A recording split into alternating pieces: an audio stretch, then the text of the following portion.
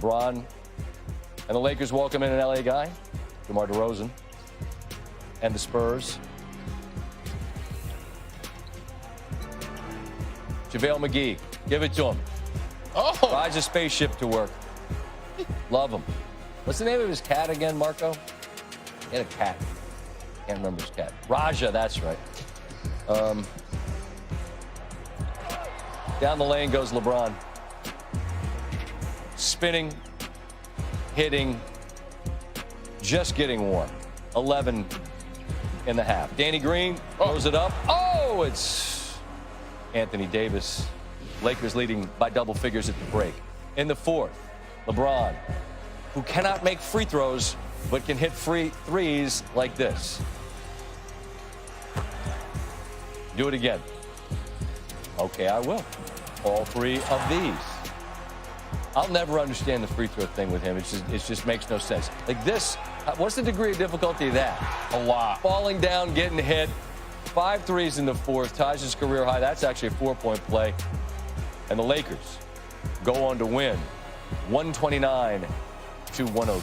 Adrian Wojnarowski, the best there is, breaking this news that, as has been predicted now for a bit, Clint Capella will be on the move. There's 4 teams that are involved in this? 4 teams. He's getting all right. He ends up in Atlanta. And there's a 4-team deal which Robert Covington ends up moving from Minnesota to the Rockets, Malik Beasley to the Wolves, and I'll just stop talking and we'll just say how there's a lot. Did I sort that out correctly? What you broke, the news? Is that right? Yeah, the key players in this, Robert Covington from Minnesota to Houston. That's the big wing player they wanted. Atlanta gets the center, Clint Capella. They've been on the market for. And then Denver moves out Malik Beasley and Hernan Gomez. They go to Minnesota in this deal. Okay. Minnesota gets Atlanta's first-round pick via the Brooklyn Nets. So they'll have now another first-round pick coming in this draft. You know, all this culminating tonight, this 4-team deal, when talks between Minnesota and Golden State that would have added to that 3-team deal a 4th team, it would have been D'Angelo Russell, Andrew Wiggins. Those talks fell apart, and then Minnesota pivoted, got Denver involved, and they just got the deal done now. So if I hear you correctly, and again, there's a lot of moving pieces here, the key thing that for Minnesota, they were hoping to get at least a first. They got it. And D'Angelo Russell, who was thought to perhaps be on the market, does this mean that he's staying put, or does it just mean Minnesota's out as far as a trade partner? Well, Minnesota's out as a trade partner right now for him. You got the deadline is Thursday at 3 p.m. You know, New York has been a team that's had some interest in D'Angelo Russell. We'll get to that in a minute. I don't know if New York's in a position right now to pull off that kind of a deal. The Warriors know, listen, they can take Russell into the offseason, take a look at the draft in July if they want to move him on. You're going to see Golden State now try to move some contracts off and get out, kind of lower their luxury tax bill. He said today he's comfortable being uncomfortable. So, I mean, he's obviously a lot of speculation about where he'll end up. You broke today that Steve Mills is out in New York, and you reported James Dolan would like to make a run at Masai with Toronto. I just want to know why. I don't understand why anyone would want to go there, given Dolan's history with the Knicks. But is this something that people in that position would covet, a job they'd want? Well, he has coveted Masai Ujiri for years. But there are roadblocks in the way that are going to make that pursuit very difficult. He's under contract. The Knicks don't want to give up compensation. And I don't think they want to wait till the season's over right now. But the Knicks' job, despite everything that has happened there over the last couple of years, it remains, there is a romanticism still among league executives who still believe if you go to New York, if you build it right, free agents will still flock there. It is still Madison Square Garden. And if you are the one who delivers a winner to New York, I mean, never mind win a championship. If you could put a perennial playoff team on the court, you'll be the king of the city. There is no shortage of the very, very best executives in the NBA who want to crack at that Knicks job. The question's going to be, Scott, James Dolan has not pursued any of these guys when this job is open. He has never gone out in the market and said, who's the best executive in the league? Can I get him? He has not done that over the last several times it's been open. And I've been smiling like an idiot at you the whole time you're talking, just because I'm thinking, look, in the offseason, hey, you're going to get Durant. And then, yeah, he went to New York and he went to Brooklyn. They don't win playoff games, man. Like, I just don't. The Knicks, we talk more about the Knicks than any team that is lousy than any team that's lousy. That's a fact. But executives know if you can put the infrastructure in place and build an organization the way Sean Marks did in Brooklyn, the way Lawrence Frank and Mike Winger did with the Clippers, in these markets, you are going to get elite players. New York has not been able to build, Scott, that foundation that a star player comes in and says, plug me in, and we have a contender. They're not coming into essentially what's an empty house. Okay. Look, I'm not. You know more than me. I'm just. The next time the Knicks will be are good will be the first time they've been good in a long, long time. Well, appreciate it, man. Thanks, Scott. All right, to the Spurs and the Lakers. LeBron. Rookie to talk about his rehab process, his connection with other rookies, and maybe most importantly, the expectations he places on himself. I did not come to play, I came to dominate. And what about that block? Oh, my heavens! Dominate. All right, Zion, not many people have to go through a rehab process to make their debut. So describe what that was like for you. The rehab process was horrible. There was a lot of days I just wanted to like punch a wall, like kick chairs, because I wanted to play, and they were like, no, can't go out there yet. Like when you would feel pain, I'd feel pain in like the knee, and I'd get mad, like, man, that hurt. Like, I don't want to do this anymore. They're like, no, you got to do it. It's a part of the process. You know, to think at a certain point, the only thing people could tell me was, it's going to pay off. It's going to pay off. And I kind of got mad because I kept hearing the same thing every day. I'm like, just tell me something else. Like, you can tell me it's going to be bad. I don't care. Just tell me something else. It sucks. I'm just going to be honest. Did you ever consider doing like Ben Simmons and taking an entire season, almost redshirting your first year? A tiny bit, but not really. I can't wait that long just to play basketball. You know, people ask me about the whole Rookie of the Year thing.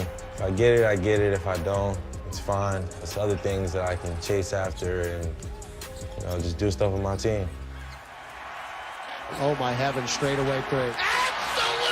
Got it again! For four!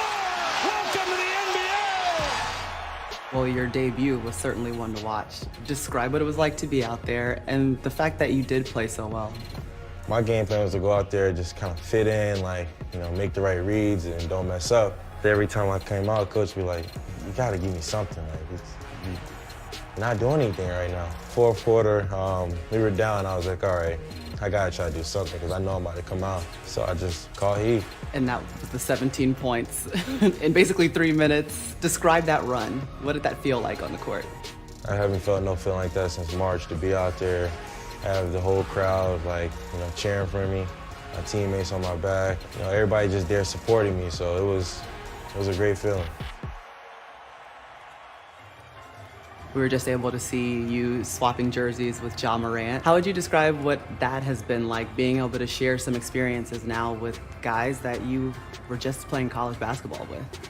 Never in a million years would I would have imagined me and him going 1 and 2, playing against each other on an NBA stage. So when we finally got to swap jerseys, it didn't feel real at first. It's one of those things like, man, we here. We're both here. How about relationships with other rookies like RJ? Are you still in touch with some of those guys that we grew accustomed to you being close with a year ago? Oh yeah, you know, I'm always in touch with RJ. That's my brother, I always will be. You know, whenever he has a good game, I'll text him.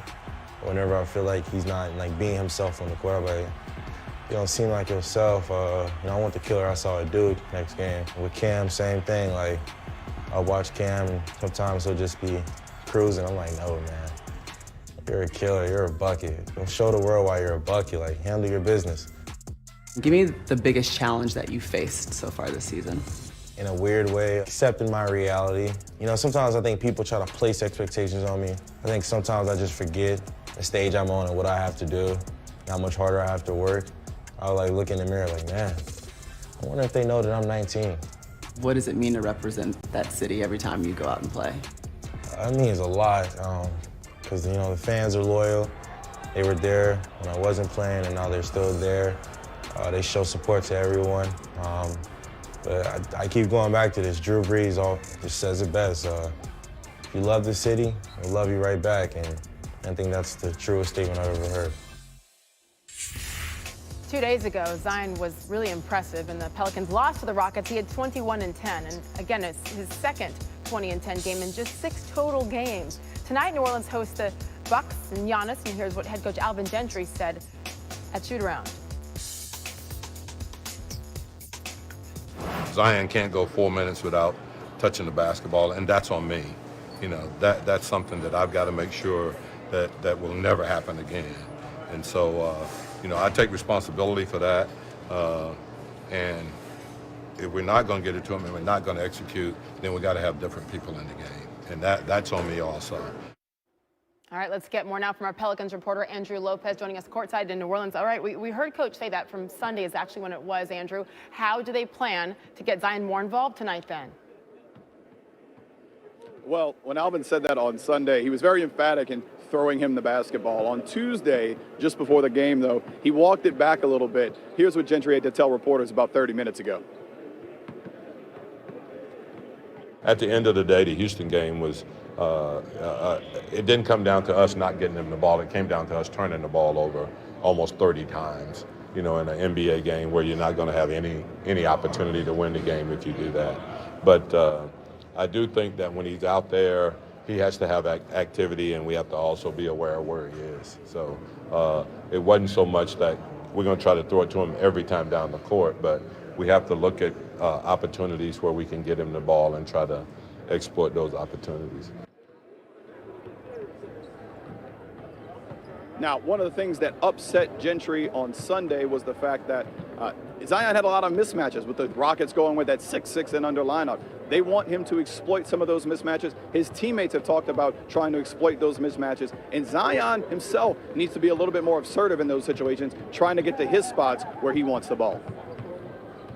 Maria, I'm only 19. It's going to take some time. By the way, the Bucks, their opponent tonight, 9-1 in their last